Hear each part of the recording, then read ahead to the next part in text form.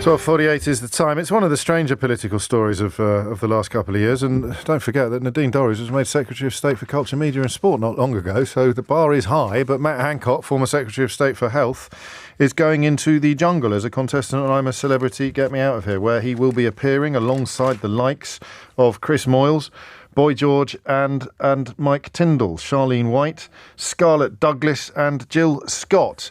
One man who I know rather well, who has done it, been there, got the lunchbox, is Iain Lee, who is on the line now, radio and jungle legend, and formerly, of course, of this parish where you are still much missed. What do you reckon, mate? Long-time listener, first-time caller. Behave. Here's the thing: when you're in the jungle, you are being filmed 24/7. There is almost nowhere to hide from the cameras, and you can go in thinking, "Well, I'm going to project this image." But after 2 or 3 days, you cannot sustain that, and you relax, and you forget that you're being filmed, and you're hungry, and someone says something that winds you up, and he will be seen for what he is. You know, you are kind of naked in there to a certain extent, in that people see you for what you really are.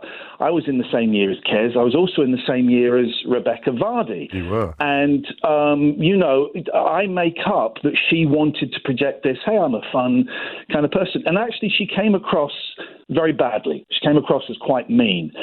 She argued it was down to the editing, but they can only edit what you say and what you do.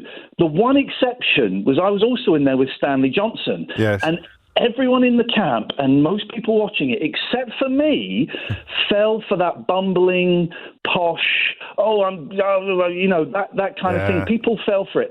I think the Johnsons are an exception in this kind of environment. I think they are special and unique. But it's almost as if reality television was invented for them. Do you know, I think it is. Yes. I think to a certain extent it is. But Matt Hancock and the message you had earlier, he's setting himself up for the next 5 years. Yeah. People quite often, I did the jungle. I needed the money. I was getting divorced. Yes. I was doing a radio show on a station that no one was listening to, so I wanted to plug it. And my boys were old enough that they hadn't seen me on TV, and I thought I'd show off, right? But it is kind of putting your hand up for a lot of people and saying, this part of my career is over.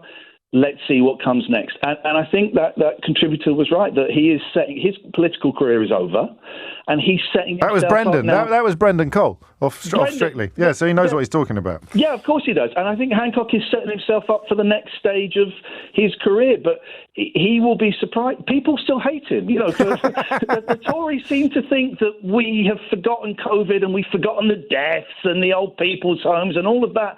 And we haven't. And people are still furious about that. But also, very quickly, this is what makes this show so brilliant, in that you went through that list of people, and it's always an absolutely bonkers mix of people that they get, which is why it's so fascinating and so brilliant to watch. How quickly would you expect the mask to slip then, Iain? Oh, well, there was a famous clip of Hancock on LBC where he was taking a call and he didn't like the way the call went, and he did a very aggressive kind of cutting his throat, quit the call kind of thing. That was at Keith. That was at Keith. That was directed at Keith. Was it directed at Keith? That was directed at Keith, bless him. That was half an hour in a studio. You know, if he can't last half an hour on a phone-in show without letting the mask clip, I give him, by the time if he jumps out of the helicopter, by the time he touches the ground, we'll all know what an absolute plum he is. So you're not holding out much hope then. No, you know, and it is this weird thing, you know, of it's a funny, light entertainment show and it's a wonderful show. I don't really watch it, but, you know, it is the biggest show in the UK and it was an honour to be on it. But this man is also, you know, could be argued by some, has blood on his hands, you know, behaved appallingly, broke COVID rules when I wasn't allowed to go and visit my mum. So it's a weird juxtaposition, and it's a weird career move, although, probably got a slightly clearer idea of what his motivation might be. Did you feel that you were done? Because Rebecca Vardy complained about the edit. You're essentially saying that what came across was actually fairly accurate for everybody. That would include yourself. Yeah, I went in there. They pay you a lot of money. Sure. And I went in there knowing this was an entertainment show. And I went in, I found where all the cameras were. I knew exactly what was going on. They were all talking, a lot of them were talking about we're on a journey. Right. No, we're not on a journey. We're on a big ITV, silly show. Let's do some fun things. That's why I stole some strawberries. That's why. And I stole strawberries thinking, will our mutual friend Scott find it funny, not realising 5 years later. Can't blame Scott. But 5 years later, I still get people going, oh, do you want some strawberries? And I love that.